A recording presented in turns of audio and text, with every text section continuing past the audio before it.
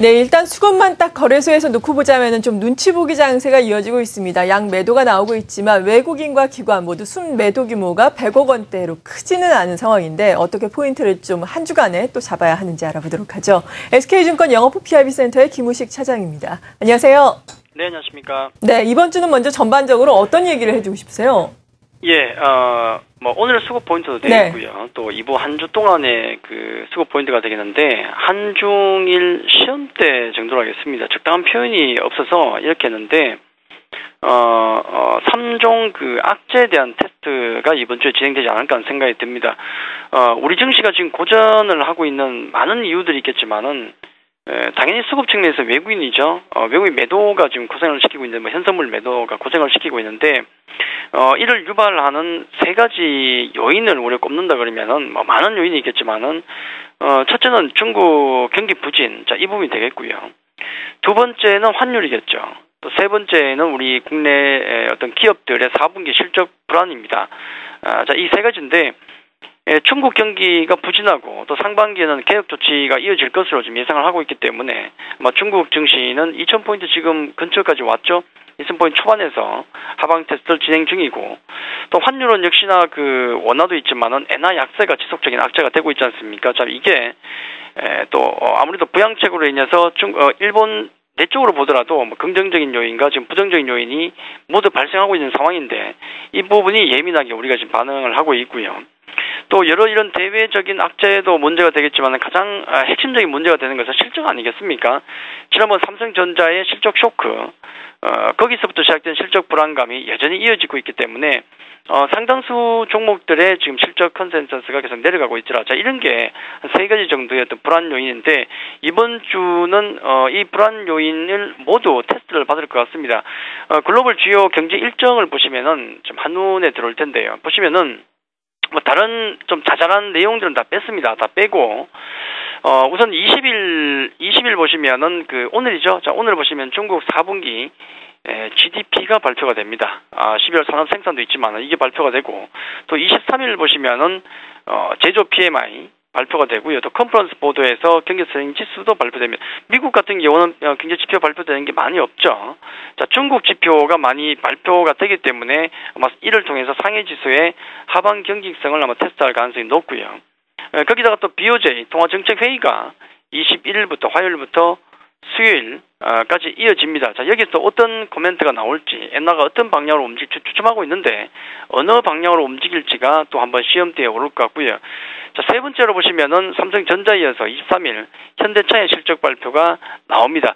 자, 현대차 실적 발표가 과연 삼성전자와 같이 지난번처럼 어떤 쇼크를 줄 것인지, 아니면은 이번에는 현대차가 실적 컨센을 뛰어넘는 실적을 발표하면서 이런 실적 불안감을 해소시켜 줄지, 자, 그게 엔화의 흐름만큼이나 상당히 중요한 이벤트가 아닌가 하는 생각이 듭니다. 그래서 이 세 가지가 모두 테스트에 들어가기 때문에 이번 주는 아마 지수 자체가 이래저래 아마 변동성이 좀 예상되는 한 주가 아닐까, 그렇게 말씀을 드리도록 하겠습니다. 네, 변동성이 예상되는 한 주, 일단 수급상으로 보자면 아직까지는 이 변동성을 기다리는 건지 좀 숨을 죽이고 있는데, 업종별로 그리고 종목별로는 수급상 특이사항들 어떤 것들이 나타나고 있습니까? 예, 굉장히 좀 지루하고 좀 잠잠한 흐름을 보여주고 있죠. 굉장히 좀 답답합니다. 벌써 한참이 됐는데, 오늘도 외국인과 기관들 같은 경우는 방향성을 안 나타내고 있죠. 외국인들은 안 산다는 표현이 맞겠죠. 급격하게 매도 나오는 것은 아니지만은 조용하게 약간 양매도 정도로 기울어져 있습니다. 외국인 오늘 운수 장비, 금융 철강, 전기가스 쪽에 매도가 나오고 있고, 반면에 전기, 전자, 운수 창구 매수에 들어오고 있고요. 자, 기관들도 딱히 포지션을 정하지 못하고 있는 것 같습니다. 갈등 중인 것 같은데, 서비스, 전기, 전자, 화학, 통신, 운수 장비 쪽에 매도가 나오고, 철강, 운수 창구 정도만 매수가 들어오는데, 매수 종목을 놓고 보더라도 상당히 좀 어떤 시장을 관통하는 어떤 큰 흐름이 안 보입니다.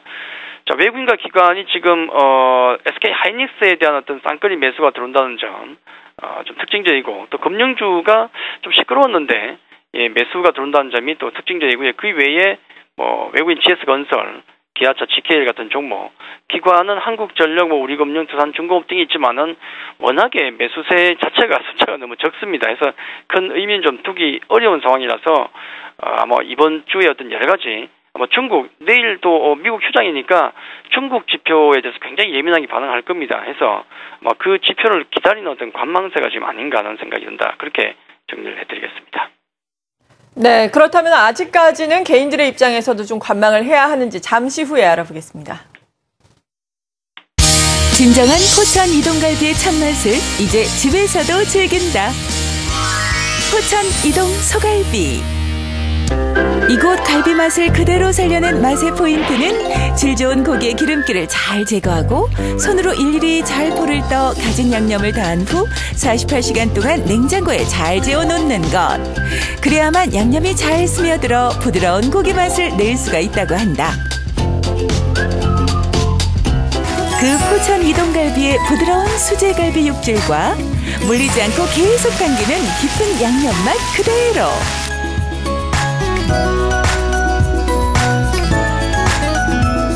이젠 간편하게 집에서도 즐기실 수 있습니다. 맛과 양념, 수제 방식 모두 리얼. 포천 이동 소갈비.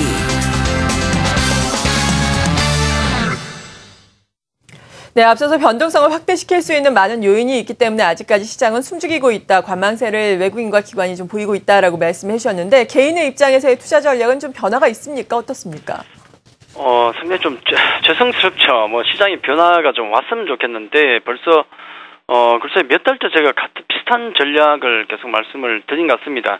한 1-2주 전부터 해서는 조금 시장에 대응하기 좀 어려우신 분들 같은 경우는 현금을 조금 늘리시는 거 좋다고 말씀드렸고 좀 적극적으로 대응이 가능하신 분들 위주로 해서는 실적 관련 개별주, 중기 투자를 계속 말씀드렸던 거고요.